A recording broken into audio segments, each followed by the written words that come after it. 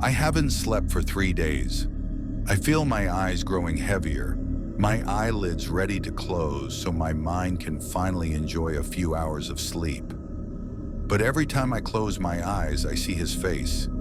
He has destroyed my sweet sleep, and no one believes me when I tell them what happened that night in the abandoned house. They think I'm crazy, but I am certain that the spirit of a dead teenager, someone my age, has cursed me. He is trying to terrorize me, to hurt me in his own way, because my friend and I explored that house. But unfortunately, I already knew this boy and the tragic death that had struck fear and horror into our entire town. His name was Jack Howard, though after his death, he became known by the nickname Black Jack. Coincidentally, he attended the same school as me. Jack was a quiet kid, too quiet. He had no friends. Every lunch break, you would see him sitting alone at a table, completely isolated, as if the people around him didn't even notice he existed. He was just alone, eating his lunch with a face that showed no interest in life. Every time I saw his miserable expression, I felt bad for him. It wasn't pleasant to witness someone so alone, trapped in their own isolation from the rest of the world. He always wore the same clothes, even on the day he died. A dark green t-shirt and dark red pants. He had long, curly brown hair that covered most of his face and deep blue eyes. Being the most isolated and quietest kid in school made him the perfect target for the bullies.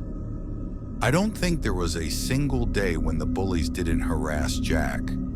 That made me feel even worse for him. But at the same time, I never tried to help him. I was too focused on my own circle, my best friend Michael.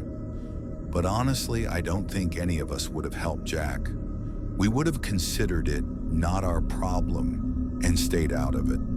This routine continued until one day, Jack was absent. Our algebra teacher, Mr. Anderson, made an announcement as soon as he entered the classroom, his expression indifferent.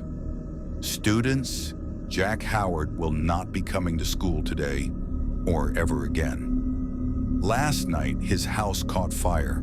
Firefighters found his body. He was dead with parts of his face mutilated and black ink covering his entire face. After an autopsy, it was confirmed that Jack was murdered. Someone had set the fire. Whoever killed Jack. The entire class was in shock.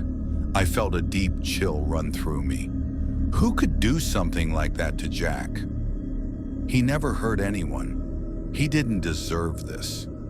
The news spread quickly, reaching every corner of town by midday. Even the national news reported on it. Within a short time, everyone knew. The Howard family eventually abandoned the house after a family decision, leaving it empty and abandoned. A week later, while I was having breakfast, I saw in the news that Jack Howard's killer had been found. The moment I heard it, I felt my body go cold, my hair standing on end. I couldn't fathom how a person could commit such an act. My mind raced, imagining the kind of monster who could do this. I expected it to be some dangerous man with severe mental illnesses. But then, I saw the name. It was one of Jack's bullies, Timothy Thompson. And not just any bully, he was the worst of them all. He had always been the most violent toward Jack. I felt all the blood in my body freeze. My heartbeat accelerated rapidly, my stomach twisted. Of all the people in town, of all the people in the entire country, Jack's killer was one of his bullies. It was reported that Timothy suffered from multiple severe mental disorders to the extent that he needed medication to keep himself under control.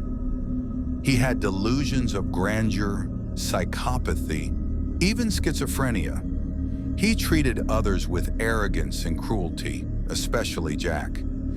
to such an extent that he even admitted he believed Jack didn't deserve to live, that he needed to free him from his misery. One night, after forgetting to take his medication, his insanity took over.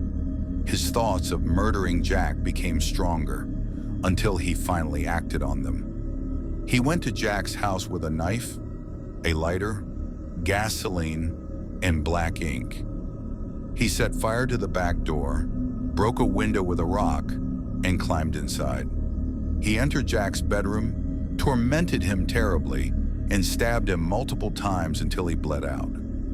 Then he removed parts of Jack's face, his eyes, nose, and ears, so that the police wouldn't be able to identify him. After the gruesome mutilation, he set Jack's face on fire and then covered it with black ink before fleeing when he heard the fire truck sirens approaching. A few days later, his fingerprints were found in Jack's room, and he was quickly tracked down and arrested. He confessed to everything. Because he was 18, he was sentenced to life in prison for his crime. When the news spread, a strange rumor took hold in town that the Howard house was now haunted by Jack's spirit, that he had become Black Jack, named after the ink that covered his face when he died. The legend claimed that Jack's soul remained there, ensuring that no one could enter his home. Anyone who dared to do so would meet a similar fate. My friend Michael and I had always been fascinated by exploring abandoned houses, especially haunted ones. It was a dangerous habit, but we were obsessed with the paranormal, and our curiosity was our greatest weakness. That Saturday at noon, Michael called me with a suggestion to go together to the Howard house at 3 a.m. and explore it. The rumors and the crime had intrigued him, making him eager to investigate the house with me. I was surprised by his idea, unsure how to respond. The rumors and the tragic event had left me uneasy. The idea of exploring a place connected to the death of someone I had known, it gave me a terrifying, unnatural feeling. Are you serious? Haven't you heard the stories? You really think it's a good idea to risk our lives by messing with something supernatural? Something we don't understand? I asked, irritated. You actually believe those stories? It's just an abandoned house with a creepy past. People exaggerate for their own entertainment. Or maybe you're just scared, Michael teased. His last words annoyed me even more. Of course not.